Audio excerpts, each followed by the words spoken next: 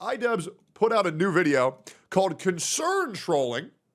Now, I've already pre-disliked the video. I did my part. And apparently, people are already really not happy with this. So why don't we just go ahead and see if Idubbbz has reached clinical levels of delusion. Let's get into it.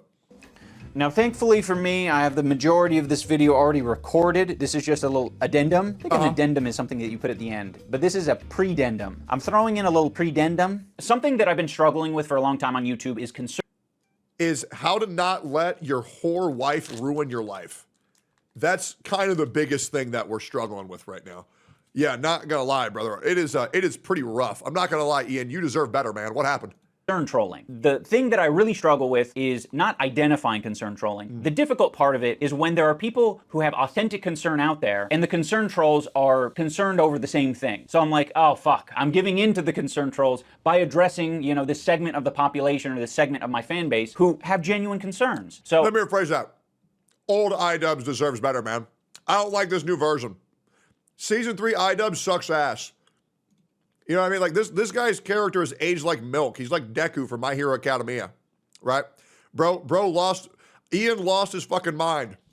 I don't want Deku lost something else, but I'm not going to spoil that. I'm going to let the trolls inhibit my ability to communicate to my fans or people who are confused out there. So I want to talk about Creator Clash. I want to talk about the structure of the business and how it's... Do you want to talk about all of Creator Clash? Or do you only want to focus on or do you only want to focus on the 34% of Creator Clash?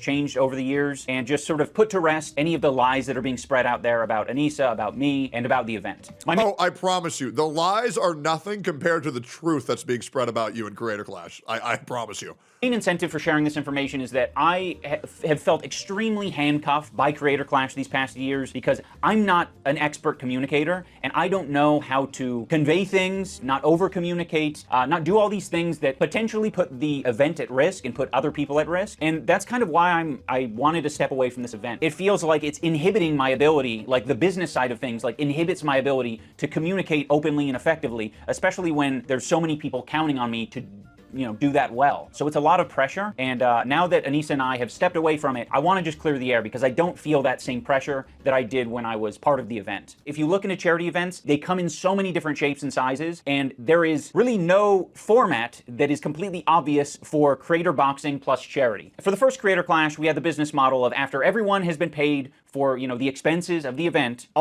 then we get 34% of the proceeds and the write-off. I know. Please tell me you address this.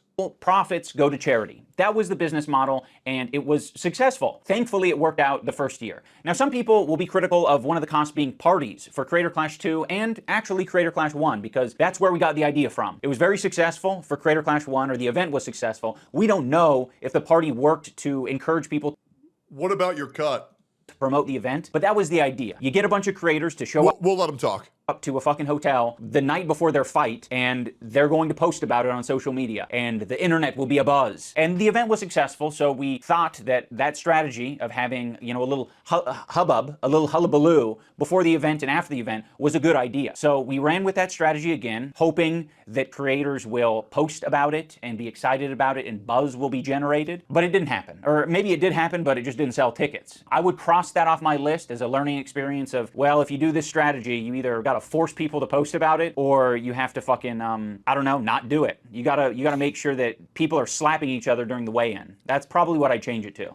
Yeah, I feel like there's a difference between throwing a little get-together in a creator's backyard or something, but renting out entire facilities to throw the most bourgeois, money-burning fest of all time probably isn't too necessary when that money could be going to charity.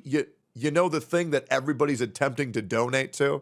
Maybe we don't use the proceeds that are supposed to go towards helping people with cancer for throwing a shindig for a bunch of, you know, already millionaire streamers. Just a thought. Because it's cheaper, you know? It's a lot cheaper if people slap each other during the weigh-in. Just wasn't about that. I was just like, I don't want this fake drama shit. For the second Creator Clash, we used the same business model. This time we increased the budget, we had more fighters, we had a bigger arena, and more expenses in general. As a result of that, there were a lot more costs, and our ticket sales did not make up those costs. It seemed very obvious that this was not the way to run the charity boxing event. We told our business partners, we are not going to do this event again unless it can be promised to us that there was a way to guarantee money for charity.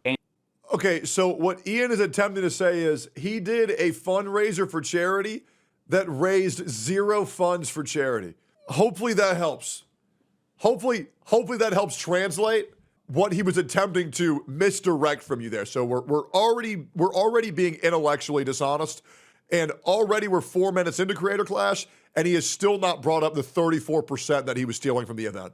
And the business model that was... He had not 1, not 2, but 3 after parties. Yeah, I bet that was so important to have. Presented to us was what we're enacting, or what we did enact this year with Creator Clash 3. And that is, the for-profit side of the business is unincorporated with the charity aspect. So the charity partner is its own fundraiser that we sort of like push people to, you know, before, during, and after the event. I think where some of the confusion is that many people don't understand how charity events operate, because to be honest, they're all very different. And with something like a charity boxing event, there's a lot of money that you have to front to put it on in the first place. And if you have an investor, you're able to do that. That investor is going to want money, they're going to want profit, but that at least gives you the initial funds to put on the event. There are other charity initiatives and events that allow... I'm gonna let him talk before I interrupt him.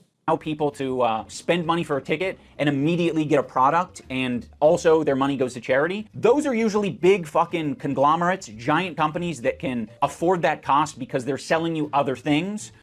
Ian, everybody knows that you need a lump sum to throw on an event. Everybody knows that. You're addressing a point that nobody's arguing. Everybody knows that you probably had to use some of that money to start it. Nobody's like, yeah, they'll just get a free arena. Nobody's thinking that at all. 0 people, in fact, are thinking that. What people are wondering is, why would you take frivolous money and spend it on a before party and 3 after parties, as well as get the money to write off your own taxes and then still take 34% of the proceeds? We are 5 minutes in and you have addressed none of that. Some people have an idea of charity events as being like a strictly altruistic thing where everyone is just sacrificing their time and energy and money for the charity. To put on a boxing event costs a lot of money. And even in other examples like GDQ, Games Done Quick is a charity event, but they're not like a charity themselves. You know, they run a business and they partner with a charity and they fundraise for the charity. They send people to the charity, and thankfully they have, you know, multiple ways of being paid and paying the people who are running the show. Do y'all remember when Games Done Quick was actually good before they started pushing this fucking agenda every fucking event? And then all of a sudden every runner became like transgender and gay? Once again, nothing against gay people or trans people, but like, I feel like not every speedrunner can possibly be transgender and gay. I feel like there's just no way that every single runner was just gay. Like, why did they do that, bro? Like, how about, here's a crazy thought. Games Done Quick, we bring the best speedrunners we can find to run the games, rather than just pushing all of this fucking nonsense. I don't know why it became so fucking woke.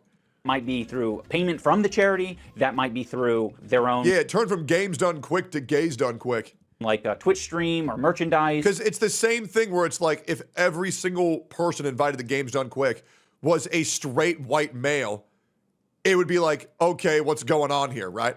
You know, like thousands of people, like there wasn't a single black person. You know what I mean? Like, let's just invite whoever's the best at the fucking game. You know what I'm saying? I just know that for a charity boxing event in the form of Creator Clash, there aren't too many ways to recoup your money other than ticket sales. And that was obviously the biggest challenge of the previous 2 events. When it does well, awesome. But when it doesn't, it's a huge problem. It remains to be seen whether the for-profit business side of the event... Also, I do just want to let you know, it's very easy to do this. As a guy who's run charity events before, these businesses, these sponsors will pay for the entire event as long as you brand it with enough sponsors in the background to where they get a PR boost, because 200 grand of these sponsors are fucking nothing for the good PR. So there's a lot of sponsors he could have reached out to that would have fully fronted for the event, pretty much asking nothing in return other than saying how great their company is and giving them shout outs and telling people to use their products, right? But clearly Ian didn't know anything about that. I probably could have helped run this event better than they fucking did, to be completely honest. All of these issues are just self-manufactured. Event will be successful, but the main controversy, I would say, is that it was revealed with the change of ownership that Anissa and I, because we're 1/3 ownership of Creator Clash the business, that we were getting 34% of the profit share. We weren't anticipating this event doing well. Like, we wanted to do well enough to pay back the investors, of course. So that's one of the reasons that we were, okay with the profit share thing. But another part of it as well is that the contract wasn't structured in a way that the profit share could just directly go to charity. It was told to us, like, you could just donate your portion of the profit share to charity after the event. So we were like, okay, fine. Now, I know some people will find it hard to believe that Anissa and I were just going to give our portion of the profit share to charity. There's nothing I could really say to, I think, convince them otherwise. It was up to our discretion at the end of the day. And if you don't believe us, I can't say anything that'll change your mind. I guess my only... Great, because I don't. Yeah, because I don't. Because then it could have just been written into the company that 34% goes to the charity and then it goes towards the companies for paying back the venue. Why involve you, the pointless middleman, when it could have just been written in the contract, goes to businesses to pay off expenses and goes to charity to pay off the remaining of the income that y'all got? Why is there this senseless middleman? It makes no sense. It makes no sense. It's just being difficult for being difficult. There's no fucking way. Absolutely not. There's no way. The appeal is that year one, we made a bunch of money for charity, and I just got the fighters pay like everyone else. In year two of the event, we definitely got nothing. So yeah, having said all this, I know that there's probably a lot of you out there who honestly don't care, and you're just like, you want to see boxing, or you just want to see regular videos. I get that. For my soul, I needed to communicate it. So yeah, that's a big relief for me. I mean, I'm very happy that, this year money is being raised for charity, and I'm glad to know that it's already more successful than year two. Mission accomplished as far as I'm concerned. Big dub. At the end of the day, and I mean this genuinely, and I would like to go on record saying this, I think any attempt to raise money when done actually because you give a fuck is always a good thing. But I'm sorry, Idubbbz, it really does smell of just bullshit. And I really can't express how hard it is for me as a creator. I have this issue with people who I like and respect a lot. I cannot express how much I enjoyed Idubbbz's older content when I was younger. And even the time where we played an OnlyFans together was quite fun. It was quite enjoyable. Even meeting up in real life in Austin was a good time. I really hate blaming this on his wife, but my fucking God, has he changed since talking to that woman. It's like miserable for me. It really is. It's really miserable for me as a previous fan to just see the dramatic fall off of this guy. It is such a fucking shame because he was so cool. He used to be so cool. I responded to his personal attack with a joke, and then... It really is a great comment. I've seen what pussy does to a motherfucker. I've also seen what no pussy does to a motherfucker. It is true. He hit me with a concern troll. From the right, there's a lot of concern trolling around small businesses. This is the most boring kind of concern trolling. Get Snoop Dogg and Tupac the concern troll. I no longer care for this video. I have no interest in watching this. Oh, and by the way, we're about to hit 900,000 subscribers. So to all you guys who are watching my video subscribing, thank you very much. We've almost gained 100,000 subs this month. Very cool. And it's great because I have the second easiest job on earth. Number one easiest job, being an OnlyFans whore. Number two easiest job, being a React streamer. Like, comment, subscribe. Great.